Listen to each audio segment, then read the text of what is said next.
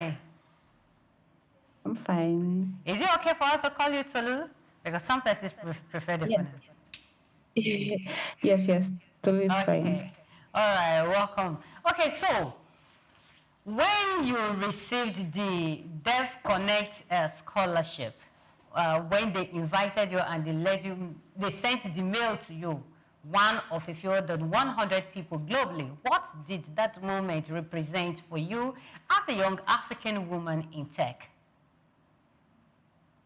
Oh, well, it felt like a validation of all the effort I've been putting into creating content. So I've been creating content around Ethereum for a while, and that was like the first grant or travel grant I was receiving, right? And this was like, oh, reward for hard work, or you've been educating people for free. So this content I create, I just educate people for free. Nothing, I'm not getting any grant for it. I just want to explain things to people.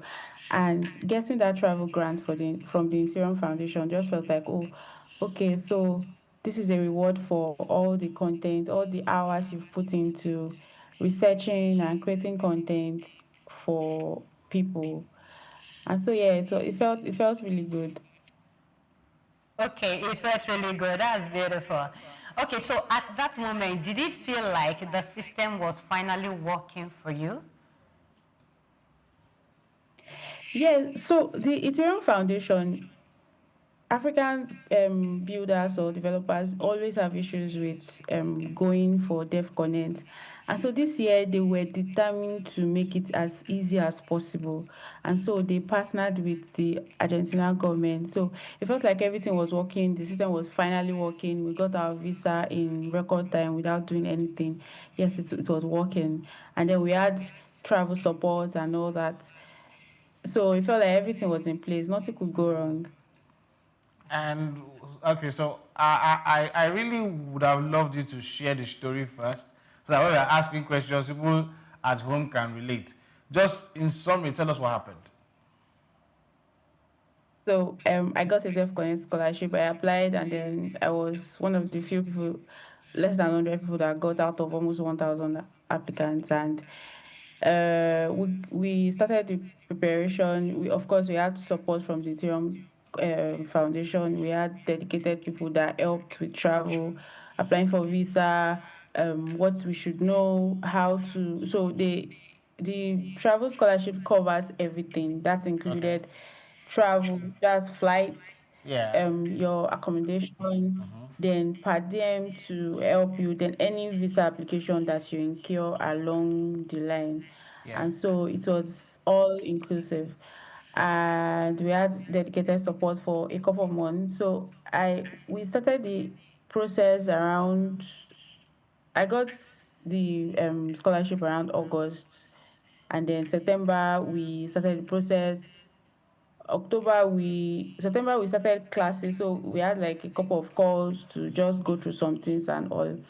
And we applied for flight. I so the flight was through an app, travel pack. And so I booked my flight ending of September. So this was September. It was I booked my flight, and I so on the app there are few flights few flight providers, yes, Okay. and everything has to fall within. So there was a speculation it has to fall within policy, right? Because of course they are sponsoring 100 people. There are some things that you should keep in mind. It shouldn't be too expensive, Okay. Okay. just Okay. everything that is in moderation as long as it's comfortable, yeah. Yeah. So they were in policy, yes. So this app made it possible for you to book in policy flights, right? All So right. not too expensive, but yeah, still comfortable. And so there was Ethiopian Airlines and the European Airlines as usual. And so one of the calls, it was like, oh, try to help us save costs as much as possible. So Yes. this meant if you can do if you can do layovers, please Okay. try to do layovers, those kind of Okay. things. Yes. And when I was booking the flight, so of course there was Ethiopia Airline, but Ethiopia Airlines was a little bit more expensive. And I'm like, oh, trying to save costs. So I decided to go for Air France and KLM. KLM is Dutch. And it was like, oh, just one stopover. It wasn't because the flight period was very long. And so these were the shortest and the cheapest, right? Okay. Air France, KLM. This was 24 hours. The other flight plans were like 48 hours, and why would I want to be flying for 48 hours or 60 hours when I could go for 24 hours or less? So I decided to go for Air France. At this point, I had no idea that there was you needed a transit visa for, because it was supposed to be a 3 hours layover at France, and then for the return flight, it was going to be a 4 hours layover at Netherlands. And I had no idea, like, why would I need to have a transit visa for 3 hours layover? I mean, when I have the visa to where I'm going, I'm not going to leave the airport area or anything like that. And so when I was done booking, I, of course, they approved it. So when you're done booking, the foundation would approve, and you have your flights ready. And so I was talking to one of my friends that was going to go for DEF Connect, but was not a DEF Connect scholar.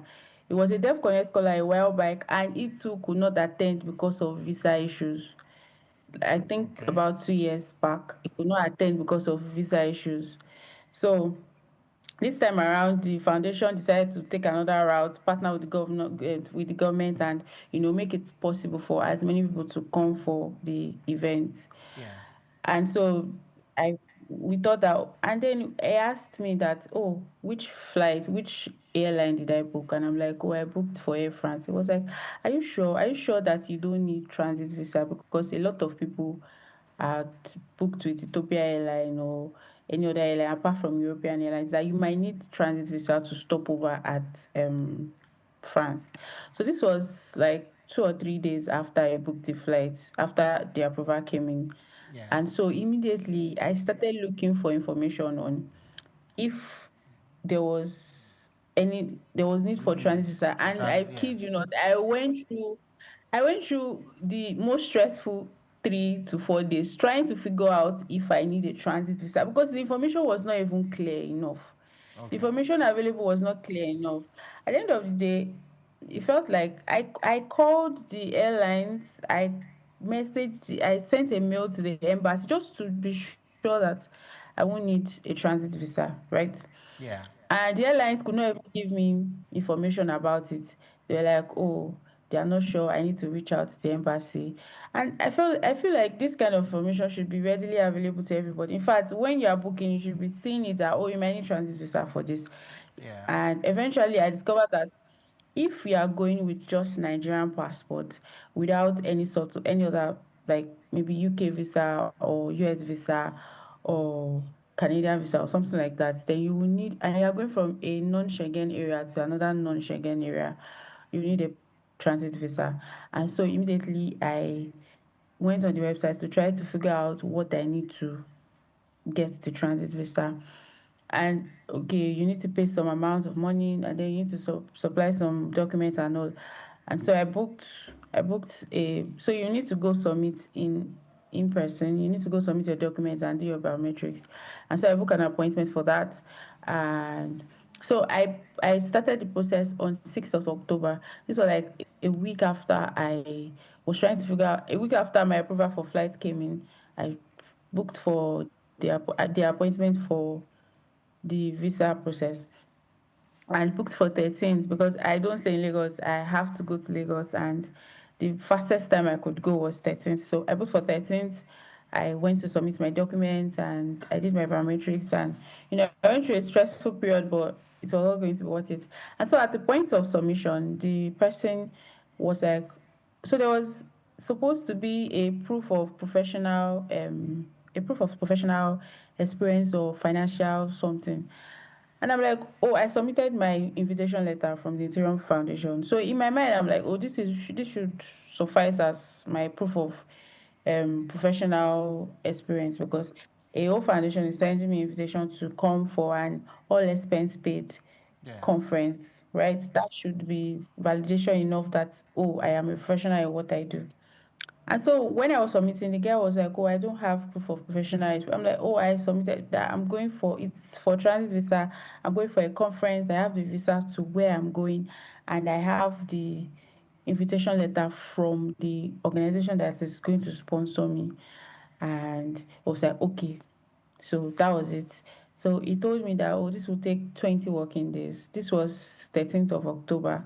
So I say 20 working days meant sometimes in November, just Yeah, before my November. flight, maybe a day or two before my flight. My flight was Yeah, for 12th of November. yeah, And I'm like, oh, okay, that's okay. I'll just come to Lagos, speak, and, go for my trip. And that was it. I kept looking forward to any. So the information at the portal was like, oh, if there's anything else the embassy or the consular needs, they'll send a mail to ask for it. And so I was like, okay, if they need anything, they'll send a mail to me. Nothing. I didn't. I tried to track it a couple of times. I saw that it was still at the embassy. I'm like, it's not supposed to take this long. It's just a transit visa, right? yeah. And it took a couple of so 10th was 10th. I started getting worried that I have not received any information Email, about this yes. thing. But yeah, 10th was my birthday, so I didn't have time all that day. On 11th, I was supposed to travel. I was thinking of shifting to 12th because my flight was for the 9th of 12th. I'm like, oh, I could go to Lagos, pick my passport, and go for my trip. But on 11th, I got worried and I called the agency, that's TLS, and they're like, oh, they don't have any information. It's still at the embassy and they cannot give any information. I would have to find. So they advised that I find a point of contact at the consular and see what is going on and what is delaying it. So I decided to go to Lagos 11th. I got to Lagos on the 9th. On 12th, I made a post on Twitter and I made a post on X that I am realizing that I might not be able to make my trip because all through Thursday evening, I tried to find someone. I tried to find a point of contact at the embassy. I reached out to a lot of people and we're trying to all find a contact to know what is going on. I think okay, we got a couple of people and they told us that they don't really have information because there's been a change in power and there's a new person now. So the best bet for me is to write a mail to them and just tell them that this is very important. So I sent a mail. That's I think I sent a mail in excuse me. I sent a mail in the afternoon and excuse me. I sent a mail in the afternoon and I didn't get a response. I got a response in the night, but it was just like a generic response. And so I got to on Wednesday morning because I didn't know what to do again. I just made a post on X saying that, oh, I might not be able to make my trip because it's looking like I don't even know where my passport is. Even if I want to rebook a new flight, I cannot do so without my passport. And so I tagged the French embassy that if there is there anything they can do to help. And so it went a little, we got impressions, people started commenting. And then from the comments, everybody started saying, oh, you're not supposed to book transit visa. They don't really grant transit visa. I'm like, oh, so everybody know this information, but it is not really accessible to everybody, right? I didn't have any idea that there was transit visa issue.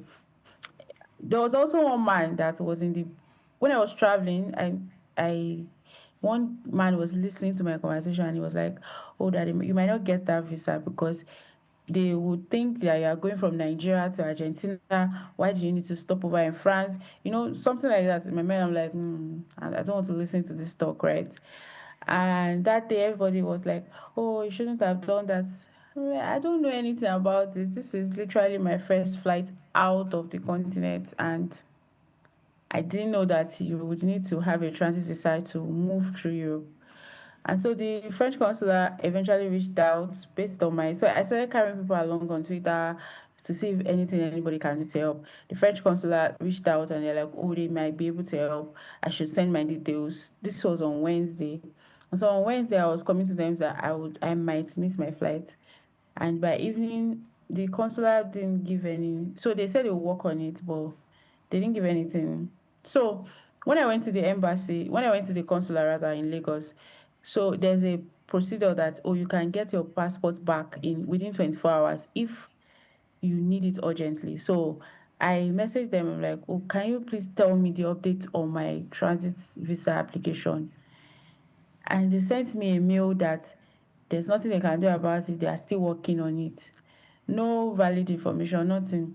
So I'm like, okay, if I'm not going to get it, then please can you just help me return back my passport? So if I'm going to rebook a new flight, I'll need my passport. And so I came to them so far that I would probably miss the flight on Wednesday night. By evening, I was sure. So I was on calls with the flight provider, the airline, and trying to see if I could. Unfortunately, I booked a non-refundable ticket Oh. because that was the cheapest. Yeah, so I booked a non-refundable ticket. They were not going to return any money. Anyone. So I was on call with the app or with the agency or the app that we use and the support, and they're like, okay, they will reach out to the airline and see if they might be able to make an exception and see maybe return some part of the money. Eventually, they sent a mail, or okay, they called back and said, oh, the airline said they cannot provide any refund or something. And Okay, so wait, I understand the whole story now, but you did everything right. Merit, funding, preparations, yes, you did right, yet you still didn't make it. So how did it feel to lose an opportunity you had earned? I, for, because of it wasn't really straight, right? It was just like going through motions, right? You had hope. So it started with coming to slow realization that, oh, I might miss this opportunity.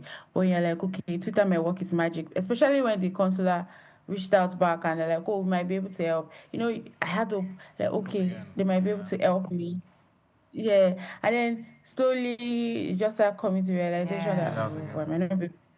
Yeah, and you're like, okay, maybe I might be able to rebook. And then eventually the foundation reached out back and like, by that time flights were really expensive, and they're like, oh, we might not be able to help you with booking another flight, right? So there was so many hopes were just being dashed. Before Yeah. I thought, oh, I could book a new flight, right? And so slowly, by Friday, I just had the realization that, oh, I might not be. In the midst of me coming to a realization that I might not be able to make it, another friend reached out and is like, don't worry, just try to just try to raise the fund and, book out of pocket. And by Saturday, I just like, you know what, this is not worth it any longer. Because by the time I would book a new flight and take like a 2 days, by that time you have to take a 2 days flight to Argentina. By the time you reach, you are probably reaching Tuesday, Wednesday. That's half of the conference is gone. Yeah. And I'm like, I just it felt really it felt like, why is the world against me? I mean, Yeah, I I didn't do understand anything that. wrong. I Yeah. didn't do anything wrong. I have the visa to get into where I'm going. Why should I, because of a 3 hours, just 3 hours layover, miss this opportunity of a lifetime to go and mingle with people, meet up with people? People have like I minds. felt really bad. Yes, I felt really bad. It was the worst experience, one of the Okay. worst experience I've been through. Okay, I'll throw you salvo, but I already assume what you're going to answer. But let me say, so which was the hardest part? Was it missing the conference or realizing where the problem was? You know, at the end of the day, this Yeah. conference, there's going to be another conference next year, right? Yeah. Okay. So I could always, of course, there's not going to be another conference in Buenos Aires, and that one is gone. But you can always create this experience. But the feeling of not being enough after I have worked hard to get recognition, and here's me getting my first big break, and I cannot go because I am holding a green passport. That was that was the hardest part. Like, why though? Why is it the color of my passport? Why should I? And you know what? You come to realize that it's just a few countries that need transit visa to pass through Europe, and that makes it worse because why are you exempting me out to? You have all my information. Why? So if you needed more information, you could so eventually the embassy reached out back and said, oh, I didn't get the transit visa because I did not submit some information, I did not submit an information, something like that. Yeah. And you decided to sit on my passport for a month, right? Yeah. You could have just reached that. This is me showing everything I need. And that whole process was just very, No, it didn't feel nice. It didn't feel nice yes, feeling. it's not a nice experience at all. And again, in selecting the qualified candidates or the participant for the conference, do you think it is the same method they used this year that they will use next year, or they have their own way, or they change their system of picking the best? Do you mean for the Deaf For the Connect? conference, yes, Dev Connect. Okay, so the Deaf Connect is a conference, right? And so the Ethereum Foundation sponsors around 100 people every year to come for the conference just to experience. Of course, you can go out of pocket. You can get travel grants from other projects or other companies and all. There are different ways you can use to fund yourself to travel to Deaf Okay. Connect. But for this particular scholarship, it was sponsored by the Ethereum Foundation, and it's just to recognize people that are making effort, or people that are making wave, or people that are starting out in the Ethereum world. So what you do is you answer questions, you try to show why you just put in. Unfortunately, Okay. I won't be able to qualify for this scholarship next year Why? because Why? they want to, yeah, it's just one. So I might qualify for another type of scholarship Okay. one because it's just once. Okay. You can qualify for another scholarship under Dev Connect, right? For from the Ethereum Foundation, yes. Yeah. Okay. Particular Okay. one. So this wasn't about Argentina saying no. It was about Europe saying pause. So what does that say about how global mobility systems really work, especially when it comes to Africans? Yes, I, you know, so with the scholarship, right? It's a mix of people from different countries, different continents, and you have US, you have Canada, you have Asians, you have and the only people that were going through it were Africans and maybe Indians, some parts of Asia. So part of Asia, some Asia country, like those were the people going through the visa problem. People in US and they didn't particularly, they didn't worry about, so the foundation made it possible. So to level the playing field, the foundation made it as easy as possible for people that needed visa to get visa, right? Yeah. So what we only did was fill in our information, add our, they took care of everything else. And we got, so they even, the government, Argentine government designed a special visa program for the purpose of this Deaf Connect, because Okay. it brought in thousands of people. Do you understand? So Yeah. it was a special visa program just for the purpose of attending Deaf Connect, a Yes. month, and you only have to, you fill in your application online and then you get your visa. If excuse me, you get your e-visa, no stress at all. The Ethereum Foundation made that possible. And so there was no stress at all getting visa for Argentina. Now, where the stress, now the Ethereum Foundation had no control over um Europe requiring Nigerians, or okay, I think this happened to Nigerians, Indians.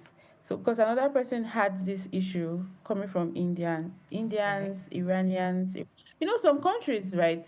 Yeah. And it's not fair. It's not Okay. fair enough if Okay. So we heard the story. Where do you think the problem lies, and how do we fix it? If you were to ask, okay, so what do we do? This doesn't repeat itself, or somebody else. What exactly do we need to do? oh well, the answer to that question is I don't exactly know where the problem lies, right? Because But I Dev just feel Connect like Dev Connect played their part, right? So it should have been smooth sailing.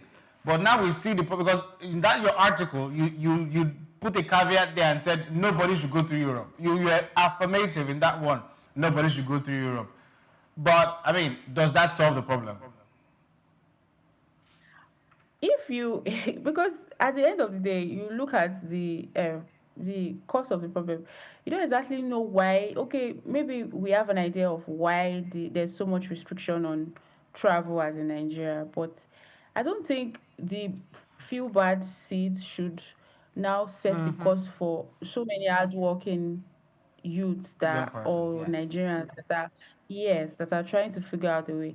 And so in my case, I had everything right. You can see all my information, but it still didn't matter enough to, say, oh, let's give this person a transit visa. So at that point, I have no idea where the problem is. What exactly is the problem? And so, is the problem with Nigerian government? Is the problem with some European countries? Is the problem with the way people or other countries perceive Nigerians? What exactly is the problem? So you have like a dilemma right there. So Yeah. what exactly is the problem? And but in this case, I think for now that there's so much restriction, now the US just banned Nigerians, just restricted Nigerians further. In this case, you have to protect yourself. And for this kind of situation, the way to protect yourself is to avoid European layovers. Okay. Because a lot of people travel from, yes, Yeah. anybody that went through Ethiopian airline did not have Didn't any have a problem. problem. Yeah. Because that was the next question I was going to ask you. I mean, yeah, the restrictions perhaps exist. They might allow you to go do some kind of things. But now that we know, because again, bringing it to the fore or bringing conversations like this help. Now that we know, all right, next time if you have these opportunities, perhaps go through these routes. Do you think that it would have been easier if you had known earlier, before you even filled the first time or you applied the first time, if you knew earlier or there were places where you could check and you have this information at the palm of your hand that you needed a transit visa, perhaps most of these problems would have been solved? Exactly. If I had access to this information, of course, I won't book Air France or any European provider. I would go for Ethiopia Airline. I wanted to go for Ethiopia Airline, but I'm like, oh, let me try to save cost a little, and go for this slightly cheaper one.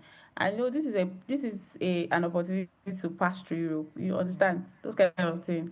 I'm So you like, take I pictures, had No, no it's idea you experience. take that selfies. I had no idea that, oh, this was this complicated. And Yeah. if I had just gone, because I used Ethiopia Airline. If I had gone with Ethiopia Airline, nothing like this, or maybe gone with Qatar Airways, nothing like this was going to happen, right? And so, yes, I feel like there should be more conversation around this kind of discussion. And what even got to me was when I put out the post on Twitter, apparently it felt like everybody knew, but I did not You know. did not know.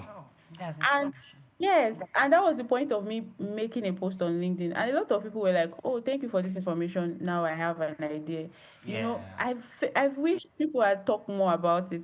Also, when I put out the information, everybody came out like, "Oh, you're not supposed to have booked Europe," but there was no way to access this information. It So the took bad me. thing, so the bad thing happened to you so that you save somebody else. You are the Exactly. scapegoat. I mean, Okay, it can so be obvious to people. Yeah. Tolu, I want to ask, when African talents rather, when they can't show up in rooms where fundy ideas and collaborations are formed, what does the world actually lose? Well, as an African talent myself, I know what I have to offer, right? I know what I have to offer, and this restriction, this inability to show up, you get an opportunity. For example, now there are some fellowships I cannot apply for because I just cannot randomly carry my bag and say I want to travel to Canada or I want to travel to US to go and do something. It doesn't work that way. And then, first of all, to us, we lose out on important stuffs, important things that can help us change the world, that can help us change our country. Having access to these opportunities gives us the room to, grow, connect with important stakeholders and make steps that can, you know, impact the life of people or change the country or something, or just offer your talent or your intellect to the world. You know, it might be you going to one of these conferences that you just see a problem and you solve it, or you connect with someone and you work together and you solve a problem that would be helpful to everybody in the future, right? And not having, okay, first of all, there's already a restriction on getting, because eventually, by the time, because of all this problem, most scholarships or projects don't even want to sponsor or don't want to take in African talent. They lose out on great people that can get the work done, right? And then now they have limited people to access, or limited talent pool. All right, we'll go on a quick break. When we come back, the conversation continues. Stay with us.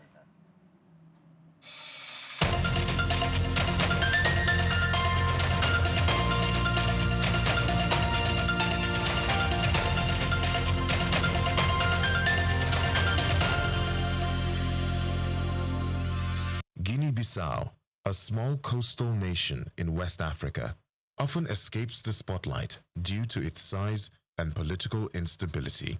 However, this nation possesses a wealth of cultural, ecological, and social uniqueness that sets it apart from many of its African peers. From matriarchal communities to remarkable biodiversity, Guinea-Bissau offers a compelling study in African distinctiveness. With a population of just over 2 million, Guinea-Bissau is home to more than 20 ethnic groups, each contributing unique languages, customs, and traditional practices to the national identity. The country's linguistic diversity is further enriched by the widespread use of Guinea-Bissau Creole, a Portuguese-based Creole language that serves as a unifying medium of communication.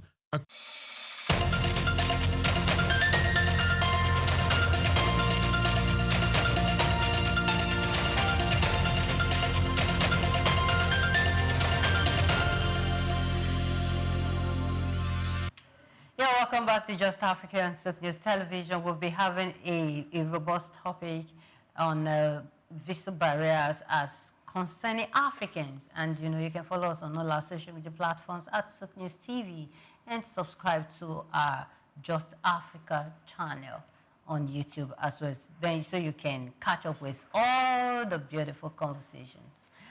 So, in Web3, Tolu, welcome back once again.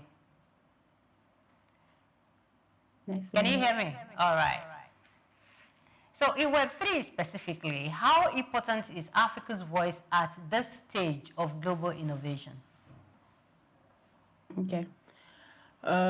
So Nigeria has been ranking in top 5, first top 3 countries that adopt in crypto adoption for the past 4 years. Oh, wow. We are one years of people that use crypto the most. People that use crypto the most, people that know about crypto the most, people that are informed about crypto, right? And there's a lot of information. As the largest country in Africa, I mean the most populated country in Africa, it's crypto adoption.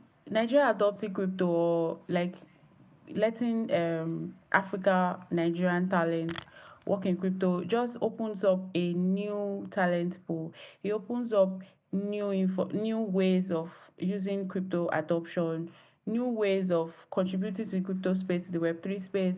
You know, a lot of African builders are doing great things, but they're limited because there's less access to opportunities, less people, less spotlight on these projects from Africa. And they are solving problems, real life problems. Yeah. They are providing solutions to problems that Web3 is facing, that we need to solve before there can be mass adoption of the Web3 Yes. technology, or blockchain technology rather. And you've been doing a great work. I mean, first of all, what even made you start educating people about Web3 or the conversation around, you know, crypto? Because you run this regular social media education posts and all that? What made you start it in the first place? Because I feel like the Web3 is the next.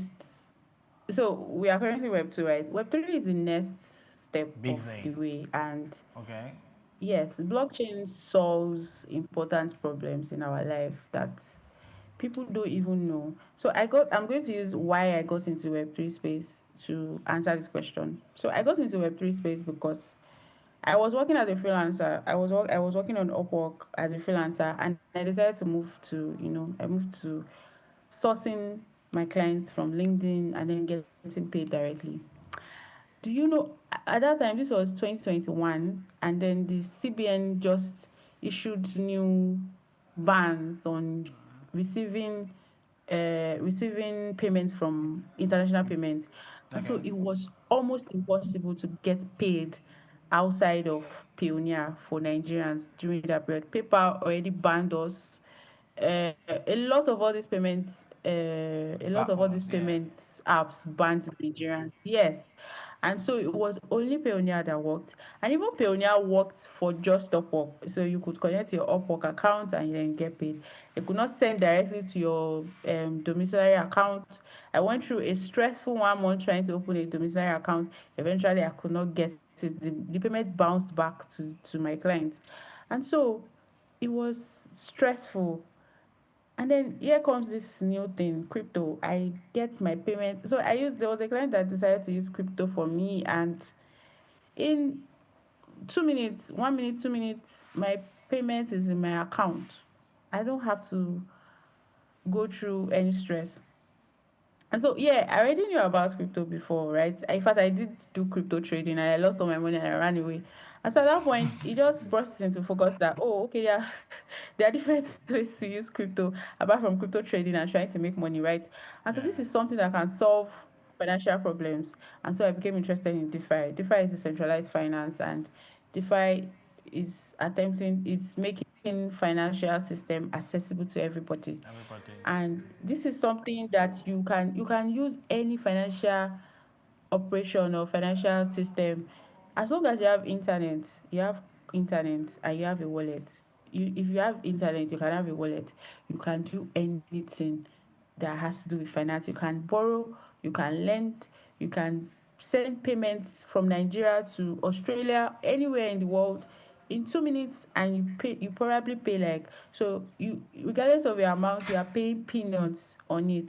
So this is something that will take you how many working days if you are using the banking system. Yeah. And sometimes you have to go through stressful period, yeah. And that was why I got into DeFi space, Yeah. blockchain, Okay. Web3, right? Yeah. But you started teaching people how to do it on socials. Yes, because everybody should know about this. Yes, because this is something that can help your life. It can change your life. Everybody should know about it. And one of the problems I discovered that people thought crypto was scam. Most of the people that I Some interacted people with, still do. Some I still beg, do. especially yeah, especially with NFT and everything. Please, please, please, I don't want to hear about crypto. Scam. Everything is scam. And so I realized that there were not a lot of accessible information to people to know about some parts of the crypto or Web3, and to know that no, Web3 is not just crypto. There are other areas of Web3 too that you can learn about and all that. And so I started putting out, so in my spare time away from my work, because I work as a technical writer, and I am doing my PhD. So away from that, I take some time, I put in some hours, and I try to break down some of this complex information, because a lot of people come to me and like, I want to know about this thing, how does it work? And so I'm okay, this is something that would be beneficial to people. So I started writing articles around what exactly is DeFi, how does this work, what you should know about scams, how to do this, what is this, what you should know about this. And then so it helped people. I got a lot of feedback like, oh, I know about this now. This is helpful. Thank you so much for this. And so that was what kept me going for creating content for people. Yes, I have a question, but before I do that, there is a comment here. Someone said, why not just attend virtually? That's talking about Dev Connect. that why didn't you just join the virtual instead of you having to travel all the way, the layover and the like? So why didn't you just join?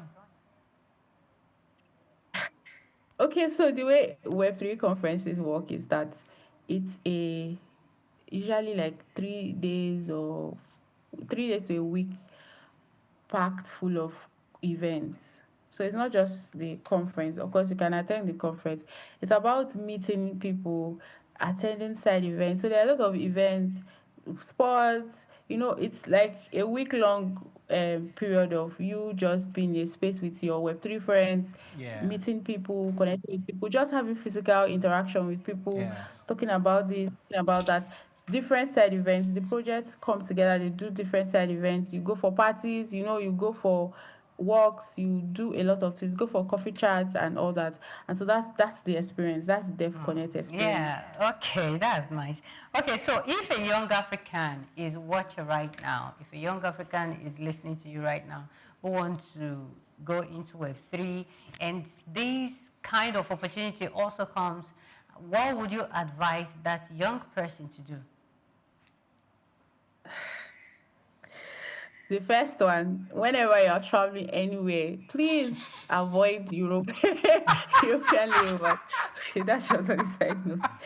But I think one of the things is you need to, before you make any arrangement, any travel arrangements, you need to have information. Yeah. And I understand that this might be difficult sometimes, but it pays to discuss with people that have done it before. And so one of the mistakes I made was I probably, maybe if I had talked to my friend earlier, then I won't do that mistake, because it was after booking that I talked and I was like, oh, are you sure? Are you sure? Why do you want to use Air France? Why not use Ethiopian Airlines? And I'm like, oh, I already booked it. And I said, let me see what I can do. And imagine if I had not even talked to the person, I would have just carried my bag and gone to the airport on that day, and I would just they will return me back. So it pays to talk to people that have done it pays to talk to people that have done this before, have conversations. So one thing about the Web3 space is that you have access to people. It's people are friendlier than the normal tech, the other tech or other spaces. You can literally have conversations with people. You can send an ADM to people, have calls, comment, ask questions, connect with people and ask questions, and you get information that you probably will not get from researching online yourself. Yeah, a very big thank you to you, Tolu. I'm trying to pronounce the full name, Tolu Alokbe. Am I right? Wow, okay, yeah. Tolu Alokbe. Yes, thank you for joining us on today's conversation on Just Africa. And I know you're not going to miss this kind of opportunity again, because you have the knowledge you No. require now. Yes. Thank Thank you you so once much. more. Nice having this conversation. Yeah. Okay, Amulo. We'll bring her again. We'll bring her again definitely, so that she can also come and break this thing further down for many people, because she said there are so many opportunities that exist other than just crypto trading, right? I'm sure not everybody knows that. So if she can come another time, I'm going to have a conversation with her again, so that these things look complex can be made simple. However, on the subject, I mean, she is giving, from our own perspective, advice on, not going through this route, right? But again, I feel like if you had the information prior, even if you had gone through this route, so that you can save costs, because it's also a very valid economic decision to make. True. So if you had enough information earlier, perhaps, you don't necessarily have to avoid it, you just have to know how to maneuver it, right? You can still go through it, but make sure every information that they need is there. Because again, she gave the feedback to say, well, there was something they said it was missing. So I'm guessing if that was available, perhaps she would have used that one and still saved costs in the long run. Yeah, Africa talent is not the problem. Access is. So until global mobility systems reflect fairness, transparency, and urgency, Africa will continue to lose opportunities, not because its youth are unqualified, but because they are constrained. This conversation is not about sympathy. It's about visibility, reform, and smarter navigation in an unequal global system. Stay with us. We'll be right back. This is the Just Africa.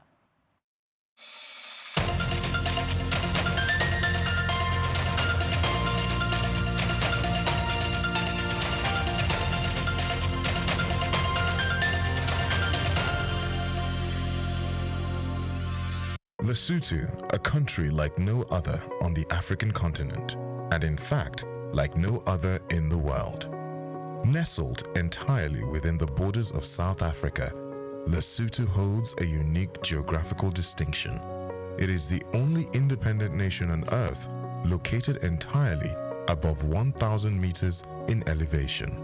Its lowest point, at 1,400 meters above sea level, is higher than the highest points in countries like Netherlands, Denmark, or even the United Kingdom.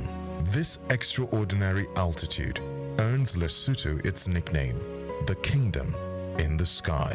Lesotho is one of just 3 countries in the world that are completely surrounded by one other country, the others being San Marino and Vatican City in Italy. But unlike them, Lesotho is not a microstate. It boasts a proud population, a strong cultural identity, and a landscape marked by rugged mountains, deep valleys, and fast-flowing rivers. What also makes Lesotho stand out in Africa is its climate. While much of the continent is known for its warmth, Lesotho regularly experiences snowfall, especially in its highland regions. In fact, it is home to Afriski, Africa's only ski resort south of the equator, drawing tourists who seek winter sports in an unlikely location. But Lesotho's uniqueness goes beyond geography and weather. The Basotho people are known for their iconic wool blankets, worn with pride across the country. These are not just for warmth, they are deeply symbolic, representing milestones, rites of passage, royalty, and social status. No traditional ceremony is complete without the presence of these beautifully patterned and color-coded blankets. The traditional Basotho hat, or mokorotlo, is another national symbol, so important that it appears on the country's license plates and currency. Lesotho also harnesses the power of its water. Its Lesotho Highlands Water Project exports fresh mountain water to South Africa while generating electricity for domestic use. Water, often called white gold, is one of the country's most valuable resources. In many ways, Lesotho defies expectations. It is a country of heights, both literal and cultural. In a continent known for deserts and plains, Lesotho offers snow and slopes. In a region often shaped by lowland agriculture, Lesotho rises up proud, elevated, and unshaken. Lesotho is not just unique to Africa, it is unique to the world. This is the uniqueness of Africa, and today we spotlight Lesotho, the kingdom in the sky. I'm Moyosore Adebi for SOUQ News TV. Africa is a continent of different individuals, tribes, languages, and even destinies. Every African country is unique in its own way, with something that sets it apart from the others. Today, on the uniqueness of Africa, we take a look at Chad. Chad, located in north-central Africa, is a land of extremes and quiet resilience. What makes Chad truly unique is its extraordinary geographical and ecological contrast. Stretching from the harsh Sahara Desert in the north to fertile savannas and wetlands in the south. One of its most remarkable features is Lake Chad, once one of Africa's largest freshwater lakes. Though it has shrunk dramatically over the decades due to climate change and overuse, it remains a vital lifeline for over 30 million people across Chad, Nigeria, Niger, and Cameroon. But Chad's uniqueness goes even deeper. It is one of the most linguistically diverse countries in Africa, with over 120 local languages spoken, despite a relatively small population. French and Arabic are the official languages, but the diversity reflects its deep ethnic and cultural complexity. Chad is also home to Zakuma National Park, a conservation success story in Central Africa. Once plagued by poaching, the park has rebounded and is now a sanctuary for elephants, lions, giraffes, and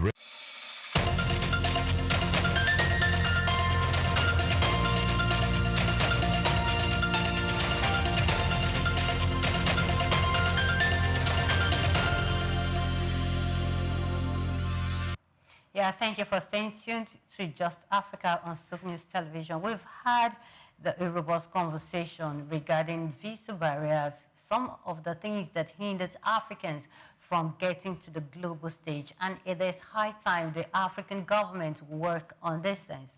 It is high time we worked on our leadership systems. It's high time we worked on our policies to ensure that youth, African youth, not just Nigerian youth now, get to the global stage just like their mates. Tolu has made us understand that there is so much to benefit when we associate, when Africans get on that stage with every other youth or anyone from other parts of the world. We shouldn't be seen as the dark country because of our policies. We shouldn't be seen as people who cannot take themselves to those platforms. Opportunities like this shouldn't just slide away because of one decision that a continent or a country made against the African continent. So I think it is something we should work on. And for youth that are striving, that are trying to get that kind of opportunity, just as Tolu has said, ask questions. Ask people who know more than you so that you yourself, you can go on and benefit so that beautiful opportunities don't slide away from your hand due to lack of information, because information, they say, is power. So when we do this, you see, we will have a better African, because I know very well that there is so much to learn and there is so much African youth have to give out there. There is a lot they want to unpack, and until the world hear us, hear our youth talk, hear what we've got inside, they will keep seeing us as people who cannot lead themselves. They keep feeling that they should be the one telling our stories instead of us telling our own stories. Sometimes some of the things we adopt from the other continents of the world don't really apply with what is happening in the African continent. So until we tell the world that this is what works for us, they wouldn't believe us. So government, individuals, private sectors, parents, youth, let's put all hands should be on deck to help us have a better continent. On this note, we'll say a very big thank you once again to our guest, Tolu, for coming on the show. And of course, from Amulu, who is here, and myself, we say thank you for joining us. Till we come your way tomorrow, stay with us. This is Just Africa. And subscribe to all our YouTube channel at SOUQ News TV. Thank you for watching.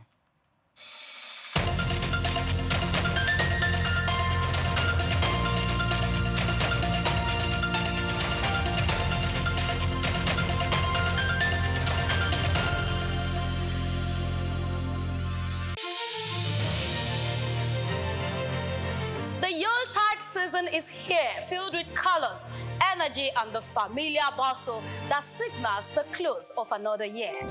It's that time of the year when people get busy, market gets more sales, and everyone just wants to close the year strong. For many, December brings excitement, but for others, a quiet pressure to tick boxes left untouched since January. In the race to finish well, many people often push beyond limits, forgetting that peace is also an accomplishment. Some get agitated, anxious, or desperate to prove something before the calendar slips. But the truth is, no achievement is worth your safety, your finance, and your peace of mind. Your journey is valid, even if everything didn't go as planned this year. Celebrate your progress, protect yourself, and move wisely through the seasons, temptations, and rush. Let December be a month of gratitude, intentions, and clarity, not fear or unnecessary pressure. Step into the Yuletide, heed this clarion call. With calmness, wisdom, and joy we ride. Staying alive is the greatest achievement of all. All of us at SOUQ News TV, welcome to the Christmas season, a time of reflection and gratitude. Stay safe and remain grateful.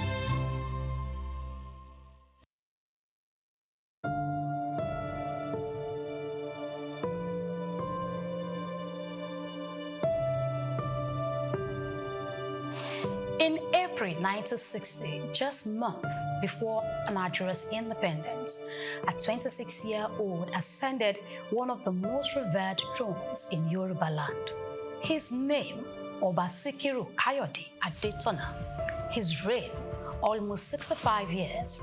His legacy, a modernized crown, a globalized culture, and an unwavering voice for truth.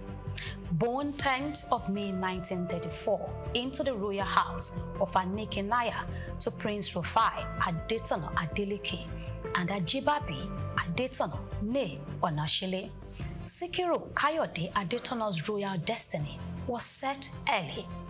He attended Baptist School, Ereko, in 1943, Ogbere United Primary School, and Ansarudin School, Ijebu-Ode, before enrolling at Oluiwa College, now Adeola Odutola College, from 1951 to 1956. He later worked briefly in the audit department of the Western region in Ibadan before leaving for the United Kingdoms in 1958 to study accountancy. But history had other plans.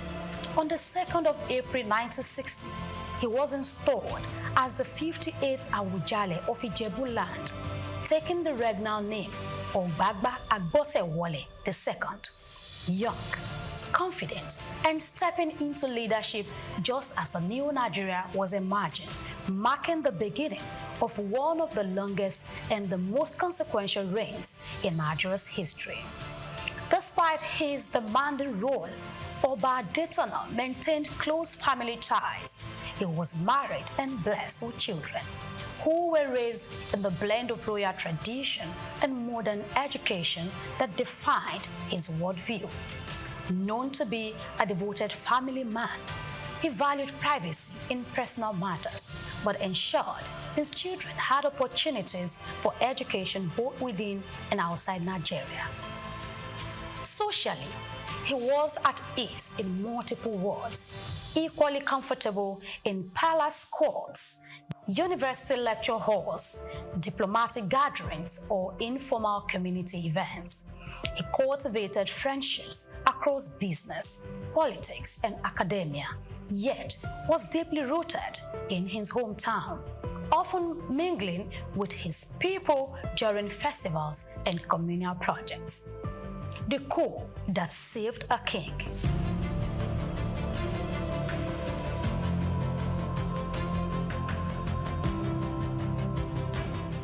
But destiny tested him. In the early 1980s, a government commission of inquiry moved against him. Suspension and deposition loomed. The order was to take effect in early 1984. Then came 31st December 1983. A military coup swept away the civilian administration, and with it, the threat to his throne. The Awujale returned more respected, more resolute. Beyond royal ceremonies, Oba Adetono built a reputation as a monarch unafraid to challenge authority. He spoke plainly on governance, justice, and public accountability. In 2016, he institutionalized those ideas by endowing a 250 million naira professorial chair in governance at Olabisi Onabanjo University, OOU, the first of its kind by a Nigerian traditional ruler. It was a deliberate investment in shaping ethical leadership for generations to come.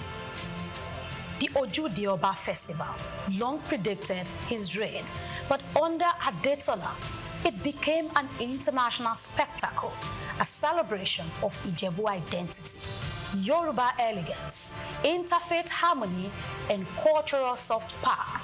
It drew politicians, captains of industry, global tourists, and the diaspora to Ijebu-Ode each year, making it both a cultural statement and an economic engine.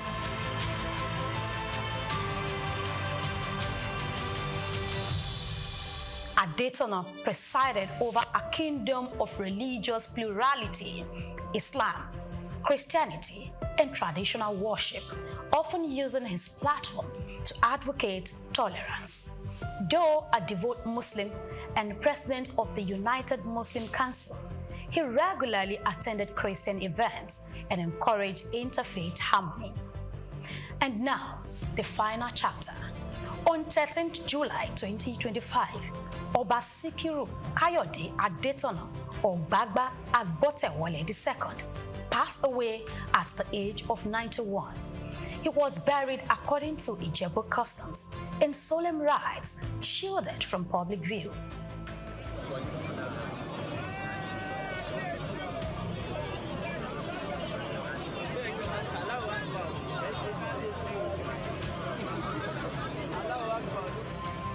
Attention now turns to succession and the weight of following one of Nigeria's longest-serving traditional rulers. Oba Sikiru Kayode Adetona reigned across 3 Nigerias: the colonial twilight, the start of military rule, and the promises and failures of democracy. He proved that a throne could be modern without losing its roots, bold without losing its identity, and proud without closing its doors. His voice will echo in the university lectures he inspired, the festival he globalized, the cultural pride he nurtured, and in the personal values he instilled in his family. As Ijebuland turns the page, one question lingers: whether or not the next Awujale will match relevance with integrity and tradition with transformation, following the path of the past hero. Grace Komolafe, SOUQ Perspective.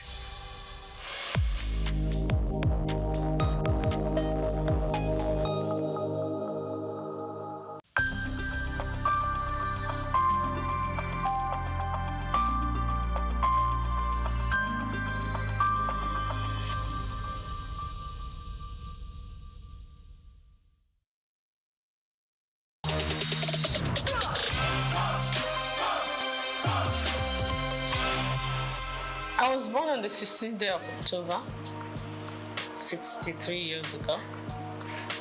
I'm from Opobo, yeah, and went to school. I'm from River State, from Opobo in River State. Went to school in Port Harcourt, lived in Port Harcourt all my life, from primary to secondary school to A-levels. Then after A-levels, I got admission to Unilag. Immediately after Unilag, I got married, and I've lived in Lagos ever since.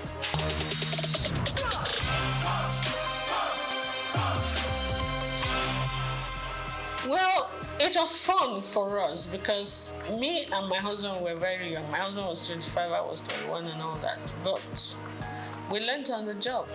We were friends. We were friends for 3 years when I was in Unilag, university, and we came out to get married. So we're like children that just got married. But I had my parents. My parents were his very good friends. So when I get naughty, he would report me to my parents. When I didn't know these kind of duties were demands of somebody's wife, they would tell me this is my responsibility. I'm like, no. I will agree to some, I will not agree to some, but I mean, it was fun. We had our ups and downs, but kind of pushed through it. And then the children started coming, and it was a different ballgame.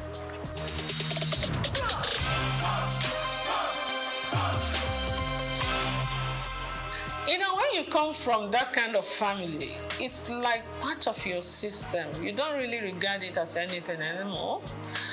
But sometimes I get the shock of my life because there was a time my in-laws came to Opobo for one ceremony, and I saw the king. And he gave me a hug and he gave me a pic, and they were like, whoa, the upper Benin won't even shake your hand, you know, as a woman. I'm like, okay. I mean, it's the same family, you understand? So we're used to that. I think we take it for granted. But maybe some other people say, you must call me a princess, you must call me that. I'm not into all those kind of things. I'm not at all, I've never been. So I can't start tomorrow. But yeah, great King Jaja of Opobo, my great-great-grandfather. And my children, when they studied it in school, they went to Corona school.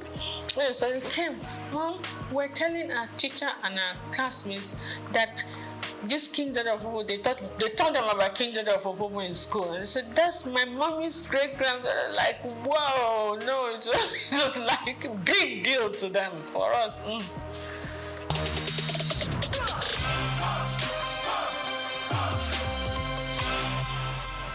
Absolutely, upbringing and my personal choice too, because you could be brought up one way and choose to go another way. You understand? One of my philosophies in life is like this: you're not the tallest in the world, you're not the shortest, you're not the prettiest, you're not the ugliest, you're not the richest, you're not the poorest. Oh, of course, get with it. Do you understand? If you're looking for beauty, there are more beautiful women than you say. If you're looking for ugly, there are uglier women. If you're looking for tall, you're looking for it. So what is it? Do you understand? You didn't come into this world with anything. You're not going to go with anything. So just be grateful to God for whatever you have or whatever you are. Work towards improving on it, improving your relationship with God Almighty and improving your relationship with your fellow human beings. That's my philosophy in life. So what's the point of carrying all the air and chips on your shoulder? It makes life heavier for you.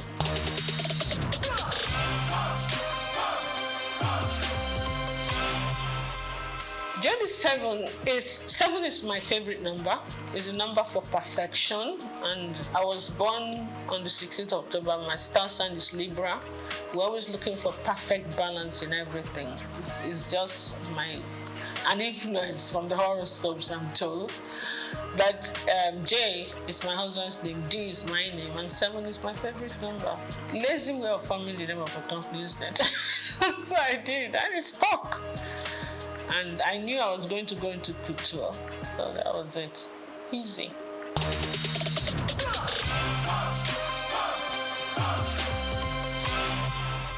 I was a victim of circumstance. I keep saying it. I didn't really come into business to be a fashion designer, to go into fashion, and creativity has always been something that's innate. Okay, even before I started making clothes or doing this, I used to always give designers the styles that I want them to make for me. I didn't have tailors. But when I finished my NYSC at Nigerian Television Authority in Victoria Island, I decided I wasn't going to work there. I wanted to work in a more organized setup. You understand? Because of management traineeship, because I never worked all my life. You know, my parents were very protective. I'm the last girl in the family. They were always very protective. You know? So I said I wanted to work somewhere, and I prayed about it. And I got into Unilever. Then it was called Labor Brothers. And for 5 years, but you know, the intensity of work there became a bit much for me because I was a young mother. I had 2 kids then. Was going on having the 3rd one, so it became a bit time. Sometimes Unilever was one of the biggest. When the international directors come in, we used to be the ones to host them with all the Unilever affiliates. Linters, the advertising agency used to be here, all the Nigerian breweries, USC, you understand, AJC, we're all Unilever group. Sometimes I won't get home until 3 a.m. when we are hosting, and with kids in the house, it can be a bit much. So I'm like, I prayed about it and I decided something has to give. It's either your family, your children will not give them the attention they need then, and they were growing fast, or your job will suffer, and then you will not be happy whichever way. So I decided, you know what, let my priority be my family, and I decided to go back. And I put in my resignation. That was not what I'm fine. When I did, my chairman refused to accept my resignation. So I had to use another way to encourage him to accept it. So I left Unilever. I said, okay, I wasn't the type of person that was suited for being a housewife. I wanted to do the kind of business I would do, but still have 100% time for the kids. So when the kids say, oh, they're having something in school, I'm there, okay?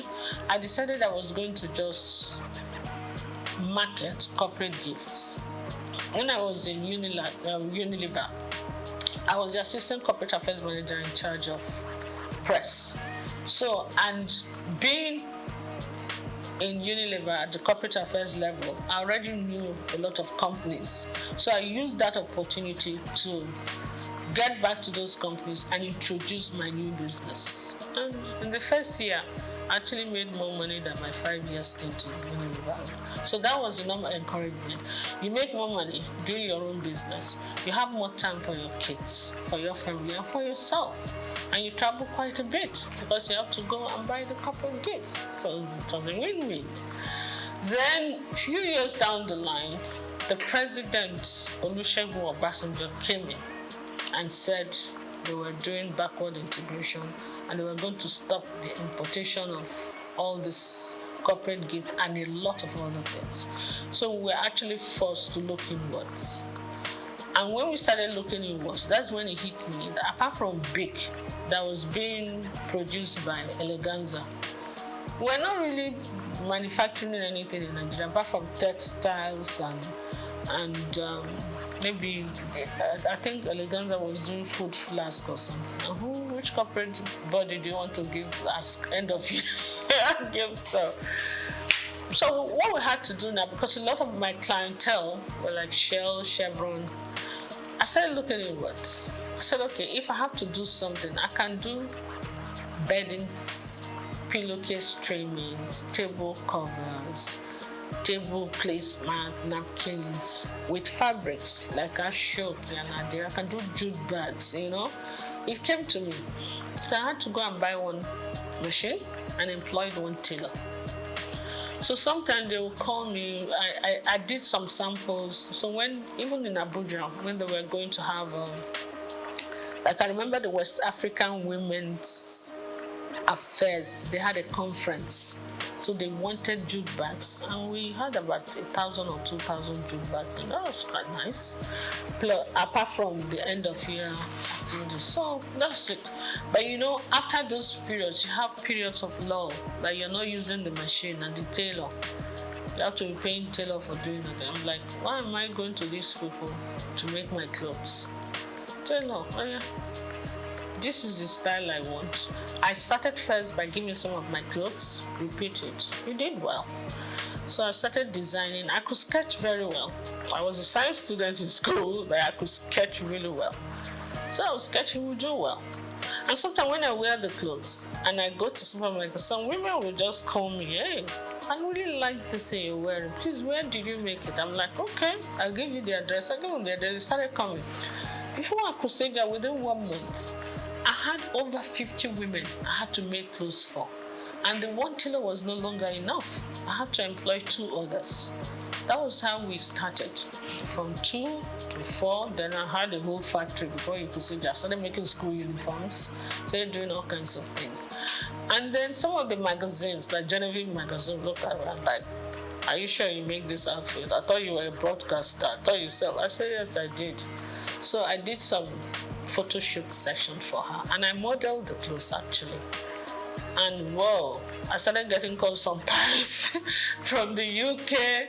I did DC Fashion Week, you know. I was just, and they will pay your ticket, pay your hotel, please come and showcase for us. Some will even say, please come and open the show for us. Some say, we want you to close this. I'm like, okay. There are places that I would never have thought of going to, like Burkina Faso. They will back me the top fashion designers that would, when the Alfadi does this, they once every 4 years. Alfadi in Niger. The Niger government sponsors it. He calls all, including Elisab, every international designer, they will go, especially the Moroccan ones, those North African ones, Indians. So they invite one designer from each country. So they used to call me to come because of what I used to work a lot with Ankara and SOUQ, and I do international acclaimed, how would I put it, couture outfits with Ankara, big hats, funny looking, structured clothes and all that. So that was how it went, you know. And I did all the magazines. I've won all the awards. So after a while, you know, I started thinking of concentrating on exports. In the process of doing that, my husband took ill. After 2 years, we lost him. So when I came back home, I gave a lot of things a lot of thought. My kids were still in school. My daughter got married. She was in Australia already. and then my kids, my two boys were still in school. So I said, look, this fashion design thing, it's not going to pay school fees in pounds sterling and dollars. So I said to myself, you know what? Why don't you give the man hours to the industry, the family business that were yielding the most income? That was how I started kind of just saying, you know what, let me just minimize it a bit. My core clients were still coming. So I kept the tailors, my experienced tailors that worked with for years. I kept them. I kept few of them. And I kind of cut down on that business. I said, you know what? Let me just go and face the family business and do this for the people who really know what I'm doing. And word of mouth goes. So I'm still doing that, but my priority is really not that,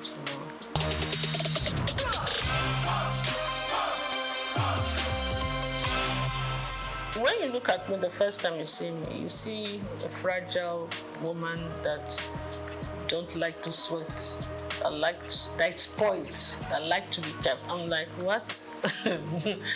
Absolutely not. My husband didn't want me to do anything. He just felt he wanted to spoil me. I said, that's not how to love me at all. Please.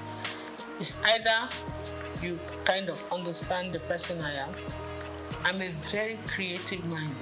This mind has to keep working, or I'll make life miserable for you, What I will advise, even women who are willing to work, you don't even do one job. You must get at least more than 2 streams of income. Otherwise, you will not make ends meet. That is the truth of today's world. You understand? There are those ones that want to be kept, no matter how wealthy your husband is. Wealth is not static. Some people start today.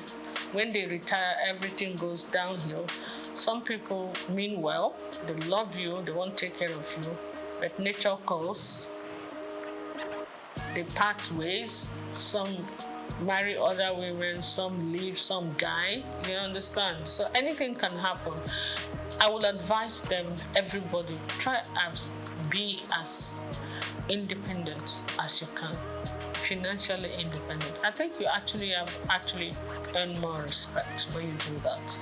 And then also, when things don't work out too well for the husband, no matter how rich you are, you don't have to put him through too much stress. You can take care of yourself, you take care of him, you encourage him, but let him not feel that the world has come to an end. A man feels happy when he knows that his back is covered, even when he's not making it. You understand? It doesn't make him lazy. It makes him very grateful. Yeah. So I will advise everybody, get something doing.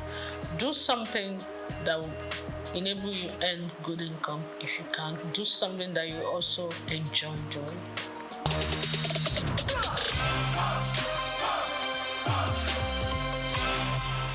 I've always believed in garbage in, garbage out. Yeah? Garbage in is the stress abound. You cannot control that. But you can control your attitude towards stress. Stress is the #1 killer and ages of everything in this world. It's your attitude to stress that you have to manage, and that depends on you. What you put in your mouth also depends on you. Your mind, your heart, your spirit, your soul. You have to be loving. You have to be forgiving. You understand? All that depends on you. So it's actually you that decides whether you're going to age gracefully or you're not. Forget about the genes first. It's true. You understand? Some people are so malicious. When you offend them, oh my goodness. They will carry it in their chest, and the chest will be expanding, and they won't sleep well, and they begin to have problems. Meanwhile, the person you're angry with does not even know you exist. It's crazy. So for me, it's just be free and take life easy. Take it as it comes, and always be grateful to God.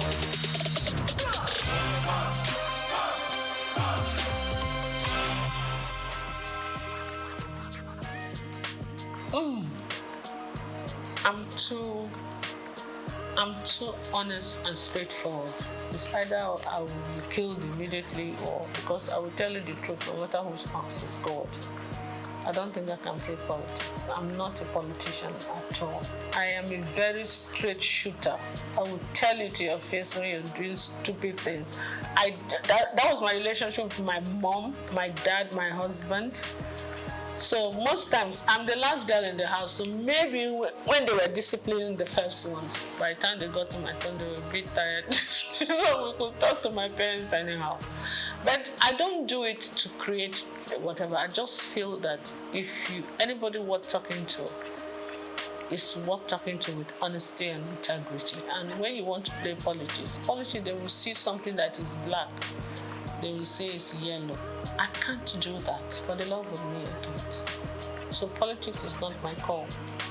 And because of that, they will not allow you, your creativity to come out, your sincerity. What's the point?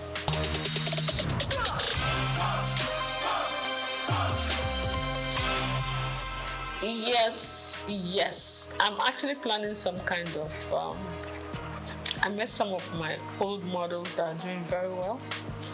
And you know, when you deal with a lot of these girls, some of them have traveled with me to Niger. Sometimes they'll tell you, bring 2 of your models. You know, some of them, we have very good relationship. We're going to do a reunion one of these days. It will be fun. And they are all calling, when are we going to do this? I say, don't worry, we'll get a reunion done. Because we need to revisit the fashion industry, see how things are going. They're doing well. The new ones are doing well. And I just pray that the environment will not discourage them, you know.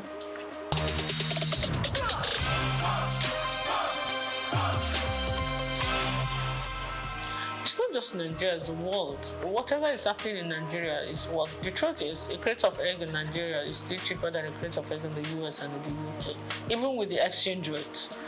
So it's not just Nigeria, the world is experiencing some kind of.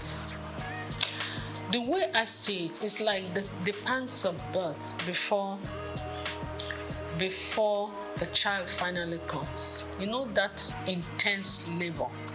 And then when the child is born, everything is calm and beautiful, everybody's happy. I think we are just towards the end of the labor pain. It's going to get better, but we're going to pass through a lot of that before it gets better.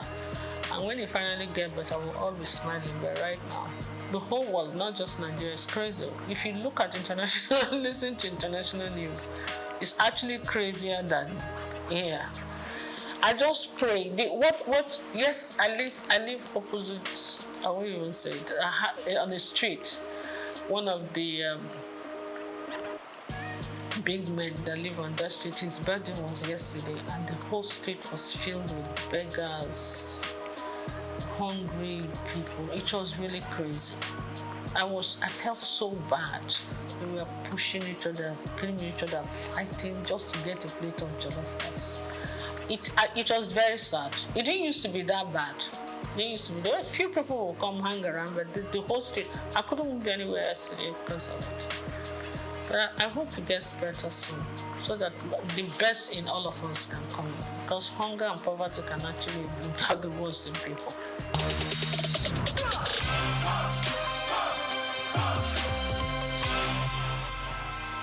Naturally, yes. I have an NGO that I do. What I do, I take girls, young girls that are not able to complete school because of poverty, and I educate them. You understand? I try to pay school fees, help people, and I believe in education a lot. Yeah, because I don't believe in giving you the fish. I believe in teaching you how to fish. I have few of them from my place come stay with me. Some of them are able to stand the discipline. Some of them are not able. So the ones that are able to stay, they stay, and they do very well.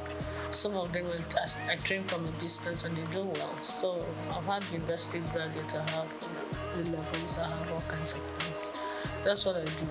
And most people come to me naturally, not because I'm a trained mentor or anything. When you do anything out of love, an act of sincerity of purpose, and because they see you as genuine, they listen to you.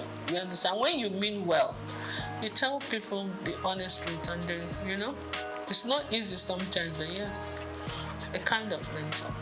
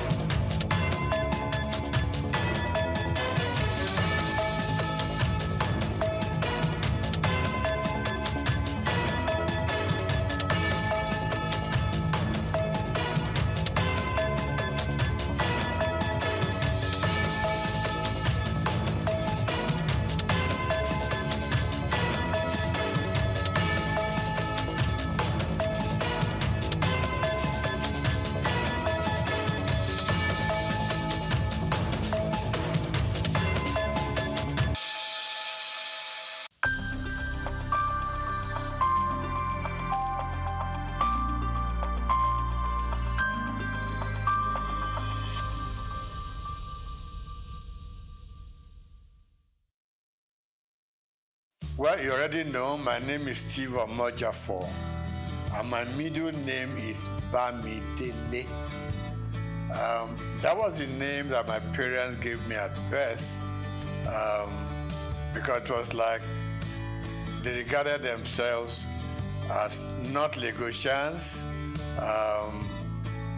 It is Providence that brought them into Lagos, and I then happened to be born here at Odo Street in Obalende. And in fact, we had it, we didn't go to Mercy Hospital then. There was a little home along Odo Street run by a very experienced nurse, Mama Nurse, that's what we, So I was born in that little place and grew up from there. Like I said, my middle name is Bamidele. My parents probably said, well, we have had you here, but this is not home. As at that time, you will go home with us. No problem. So I started off at St. Matthias Catholic Primary School on Louis Street. And I was in St. Matthias from 1953 till 1960, when we finished with our primary school leaving certificate. Then from there, an extra year at Holy Cross School.